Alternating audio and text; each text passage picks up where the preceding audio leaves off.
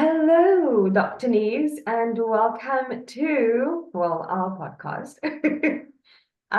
Yeah, super excited to get into conversation with you about relationship dynamics, building, being healthy, self-determination, just getting into the very practicality of life stuff. Very practicality is probably a new term that we're going to coin. Um, And yeah, I'll do a quick introduction of myself. My name is Leah Naidoo. Yeah, I have been your friend. Well, I hope I'm your friend for the past 2 years now. And yeah, it's been awesome getting to know you, sharing the Radio Cape Pulpit platform with you, and yeah, just some history on who you are. Would you mind enriching our minds with what it is that you do and who you are and the Thank you magic that so you much. bring to the world? Thank you so much, Leah. Yeah, it's a privilege, man. You know, it's so lovely to be here with you in a platform like this. I think what we're doing here is we've both realized that we have a voice that we'd like to share. We have a shared value in and around relationships and our faith, and getting that word out there to help people to their hearts. And so it's great to be here with you to do this.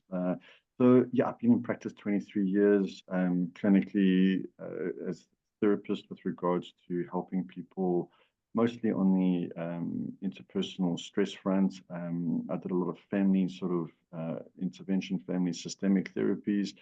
Went into a lot of also alternative sort of supportive medicines for my clients who needed support with Yeah. helping their um, just basically their endocrine systems cope with the stress that they were under, you know. So there was definitely a almost like formula for men and almost a formula for women in a way, that would help them get back to their best sort of hormonal function as well. So it's been a beautiful, amazing journey, and happy to be sharing here this morning on a very important topic around relationships. So thanks for platform. Yeah, man, it's great. Thank you so much for making your time available for us to pick your brain and get into the juicy core values and structure of what it means to build healthy relationships. And talking about building healthy relationships, yeah, we're talking about early relationships, very new relationships, and what are some of the tips for building that strong foundation during the early phases of any relationship? So, yeah, from your experience. Yeah, you know, it's such a crucial stage. And if you're in that position where you are about to um, rebuild yourself to be the best possible option in a relating dynamic, then I commend you, right? It's really what it's about. It's about being able to self-reflect to a place that maybe you haven't done so before, to really allow yourself to, number one, be really honest. And that means with regards to your availability, because I just see clients that they get lonely, people want connection, you know, but like, are you really truly available? Like, do you have an offer on the table for Yeah, the person, right? That is that capacity. yeah, like, do you have capacity for it? And a lot of people get caught up, unfortunately, in the cocktail of attraction and chemistry without, you can have a relationship being attracted to somebody, and that would generally make you live in your mind in fantasy. You know, it's an erotic connection that you have with someone where there's just purely a attraction. I've had clients before who would just be attracted to some rugby player, for example. They've never met the guy, but like, oh, Dr. Neaves, I want a man like this player, or you know. And the key that I want people to understand is that you can have so many types of relationships in your head, right? And that ruminating and fantasy world that we have inside of our minds is a very important place to get clear on, because that's where a lot of us mistakes, because a lot of that has to do with our childhoods, right? So a lot of what wasn't fulfilled, made happy, made juicy, I like that word you used earlier, we often then come into our adult relationships and start looking for, right? And depending amount of unfulfillment in those earlier years is going to depend on a lot of how you compromise yourself in new dynamics, meaning just for the connection, just for that feeling of having someone, you will not see many red flags, right? And that's Yeah. where we get caught up inside our heads there with respect to that. So the self-reflection is key, to be very honest as to what is the capacity, availability at the beginning of a relationship.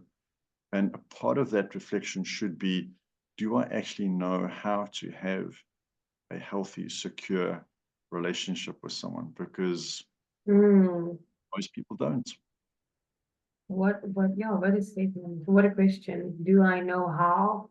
So a part of what you were saying was that we need to also be aware of the traumas that we carry from childhood, because that is sort of the blueprint that we subconsciously use to build our future relationships, be it romantic relationships or even relationships in the workplace. Absolutely. So, Yeah, absolutely. You know, the heart wants to be seen to its greatest depth. And subconsciously, we all have an idea of what that depth really is or what it should be. So we have a yearning to be found and seen and basically loved to that depth of our core, right? And that core is where we're most vulnerable and most naked, let's say. And true love is the ability to be able to really have a partner who sees you for warts and all, you know, and that is both emotionally, spiritually, physically, and they still wake up the next day and choose you. You know, what a yeah. relief, right? Like that is the oasis, the bliss, the beauty of a relationship is that when we can find that with another person, we truly can have freedom and we can then build something really quite fantastic because we are free in that relationship. It's not an act, it's not a audition. Um, Mm, and that core place gets disrupted, contaminated, therefore needing to be protected in our trauma experiences. So we close up and we harden and we forget that those deeper layers are protected. So we get comfortable living in a habit of being hardened and layered and wearing masks. And mm, most of us don't even know which mask we're wearing today. But I can promise you now, people have many different masks that they wear. And relationship is designed ultimately for you to, and trust me, your relationship will, it's a guarantee, the relationship will start to remove your masks. By day, mm, by day 90, that first relationship mask comes off. And as you go deeper into more permanent thinking exclusivity in this relationship, more of those masks come off. Because remember, your heart is wanting you to be fully seen, therefore fully vulnerable to your core. Anything less than that, you are betraying or sabotaging yourself to the extent to which you can give and have love.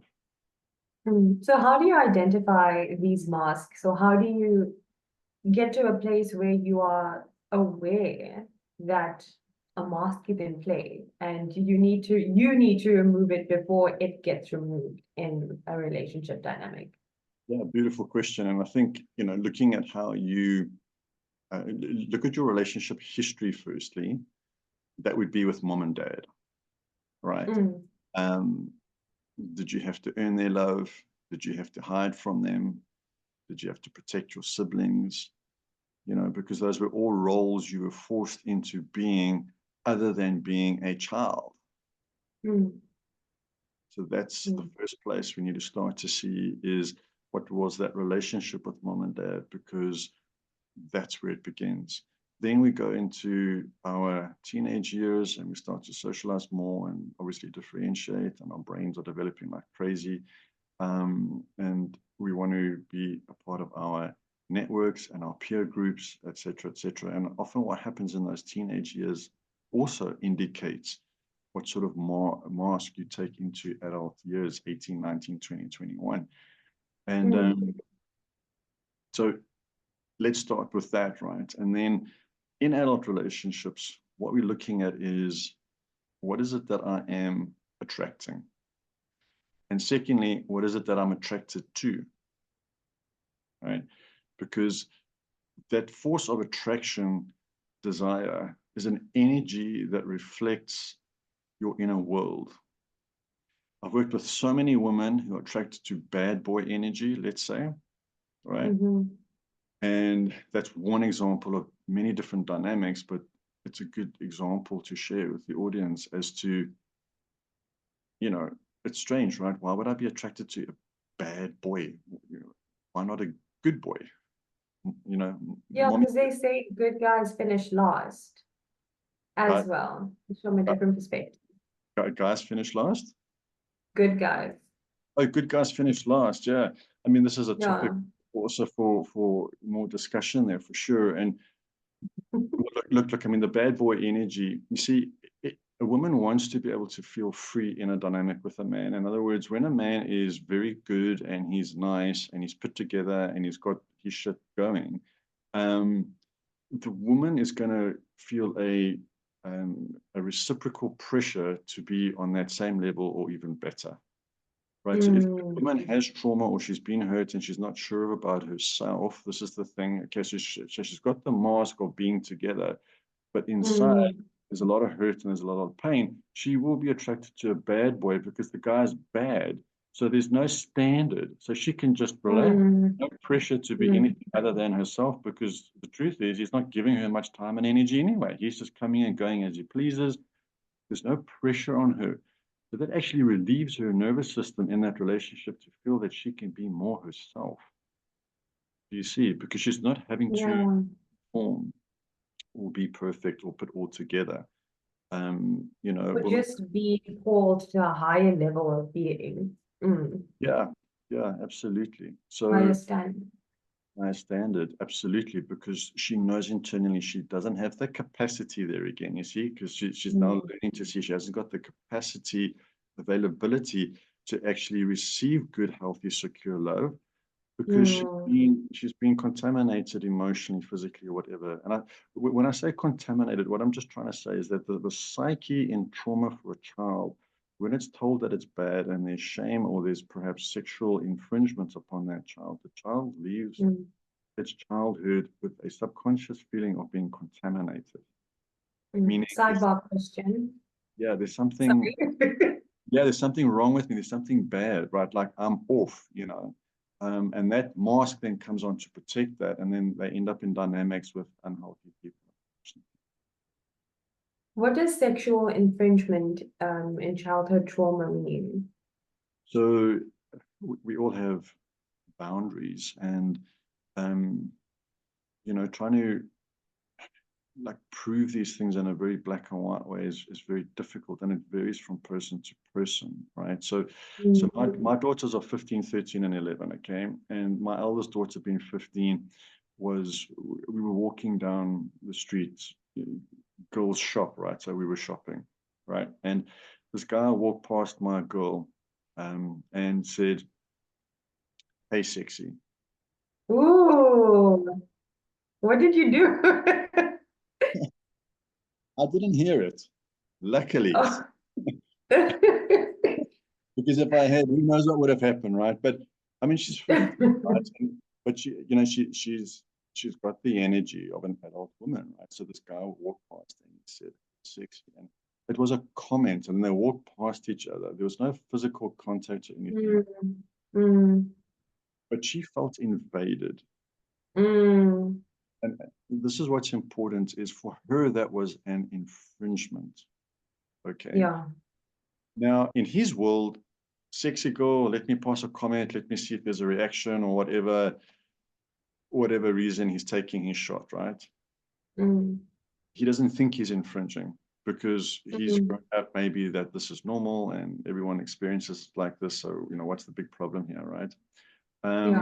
But for her being 15, you see, she hasn't been exposed to a lot of that yet. So she's not used to men kind of saying these because this was a grown man. This wasn't a teenager, right? So I think she felt quite overwhelmed by that. Yeah. Didn't quite know what it meant or how she should react or shouldn't react and things like that. So for her, that was, and that if I hadn't spoken to her, that could have stayed with her as a confusion and something for her to process that might have made her nervous down a little and maybe make her not be as active socially. It's crazy what her mind could have done in that moment. So to define it specifically is very difficult. But look, legally, when it comes to an actual sexual infringement, etc., then there's obviously physical contact, and there's various different forms of that, and there's different areas of the body, and all these different things. And energetically, different areas mean different things as far as trauma structure or trauma structuring in the psyche. Happens for a young girl or boy. I've just noticed that in the practice. So infringement is basically the breakdown of my personal boundaries, and in particular where I have shown you that it is a definite no for me, there's no consent here, and you still pursued with that, and that's where a lot of the trauma happens also, is that I put my boundary up, I've said no, but you didn't hear me, and you still went ahead and did what you wanted to do. That creates a lot of confusion, pain, and even shame in a young person's brain. No, definitely. Well, there's so much more to get into on that particular topic, but let's bring it back to the bad boy, good girl facade dynamic. So we've been talking about anxious attachment and what's the other one? Avoidant attachment. So the different attachment styles. So of course, when you get into a new relationship, you aren't aware of these attachment styles until, say, I don't know, 4 to 6 months into the relationship. And then you start noticing different behavioral patterns and ways of connecting. Yeah, our attachments are so important. And again, when we're born into dependence as young babies, meaning we're dependent on another person to survive, so we attach to that person, right? Or that caregiver to give us our survival needs. It becomes such an incredibly important dynamic in relationships. And what our listeners must understand is that your brain growing up is like a sponge, and it's constantly recording behaviors and experiences within your family structures and caregiving structures. And how safely you feel in those dynamics by having your needs met on a more consistent and regular basis is going to depend on whether or not you can have that third attachment, which is the secure attachment, okay, which is something to do. Secure attachment basically says whether you walk through my door or not, I'm okay, right? So I'm okay whether or not you're okay, and I can communicate from that place with clear boundaries, clear communication, and I may fear you leaving or rejecting me, but I'm okay with that because I won't sabotage or betray myself for the sake of being in this relationship. So I'm not forming codependency with you.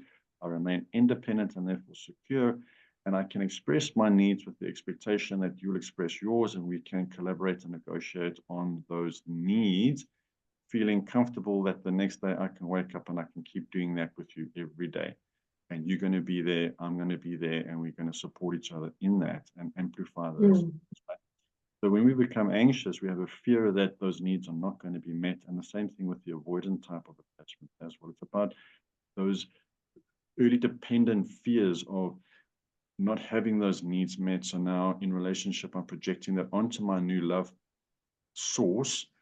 And the minute that this is another very interesting thing is that we don't know this is happening, right? And I think what we must just share here is that anxious or avoidant becomes, and it's a way of keeping you safe in relationship, despite there actually being a genuine threat or not, right? So therefore it sabotages relationship, and it can harm relationships because it's a trauma response, it's an adaptive response to early dependency needs not being met. That's important. So the fear is that you won't meet my needs.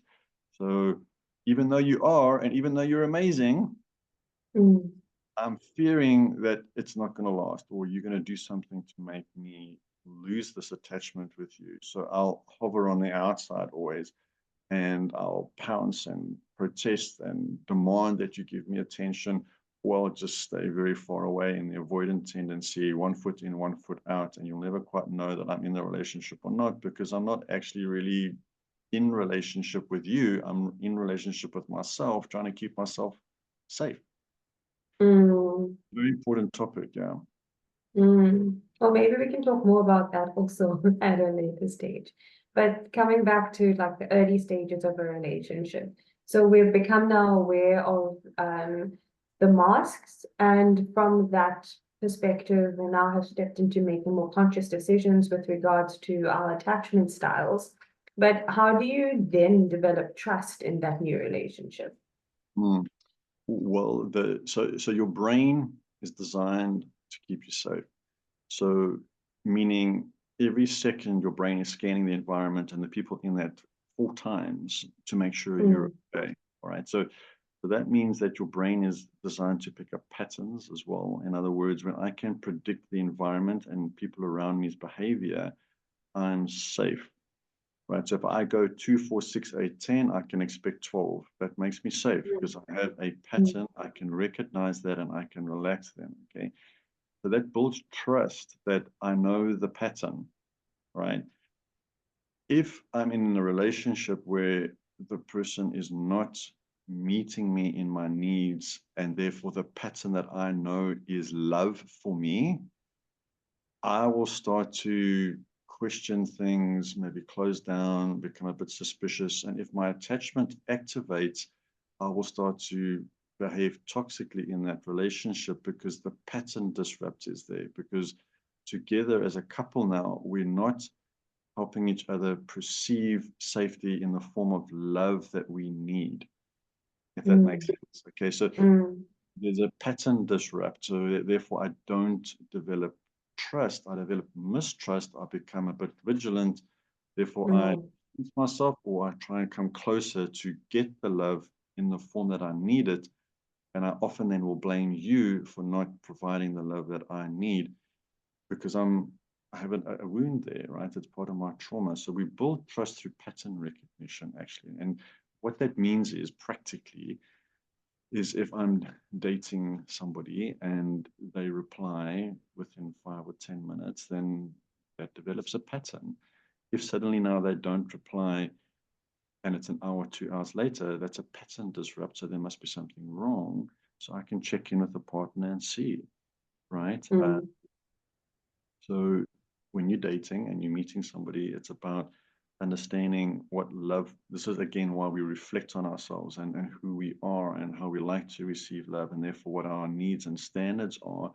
And is the person that I'm dating meeting that in the pattern that I know and need and love in order for me to feel safe?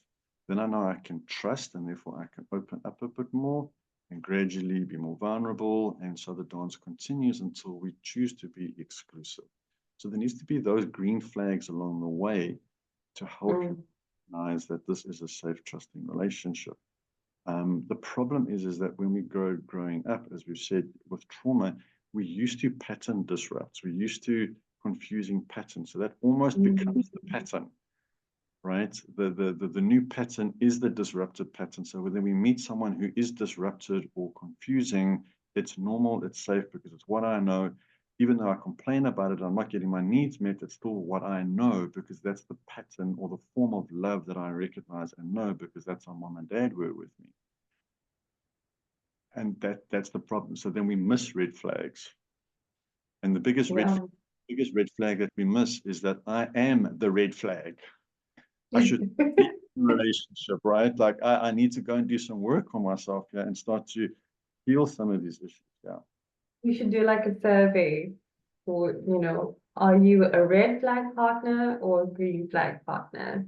We need to work on that, and a lot of people ask, a lot of people ask me that, and a lot of advice out there is obviously to become secure and to look for certain things. And in my own personal life also, I've often met one or two women who know the secure functioning, and they've been very direct with me on the first or second date with respect to asking questions and like really getting to the core quite quickly to check for compatibility, right? And Mm, and I respected that, but what comes out, and this is where it's difficult, is that you cannot fake desire or attraction. Mm, So you can be as practical and logical and ask the right questions in the beginning, but it's not attractive. It mm, doesn't build desire, even though it's maybe mm, correct, right? So, that's a difficult thing, and because it comes across as an interview, it comes across as being masculine, it comes across as this woman's afraid, she's been hurt, like, why is she asking me all these questions? It's bombarding for men, especially. It's overwhelming for us, and it's off-putting, unfortunately. yeah. Design, attraction, and interest in each other is a very mysterious, magical energy, and there's a lot of factors involved in contributing to that. And I don't care how much theory or psychology or whatever you know, and it's good to know these things. You're not always aware of why you're attracted to one person more than another at any given moment in time. There's a lot Mm, involved in it, but you need that internal sort of architecture, which we are discussing right now. Just to know the basic sort of parameters around what would be healthy or not healthy, for sure. So green flags, absolutely, they are more obvious than what we think. Oh man, yeah. there's so much to get into, like, oh, you Yeah, spoke about the woman being masculine, about like the perspective that we bring to the table when we meet someone for the first time as well. yeah, So, and you've discussed now that it's different for women as it is for men. Women assess compatibility, and the more, I would say the more older they are, the more important it is to assess compatibility upfront. yeah. But what about like compatibility versus communication? Okay, so compatibility would be things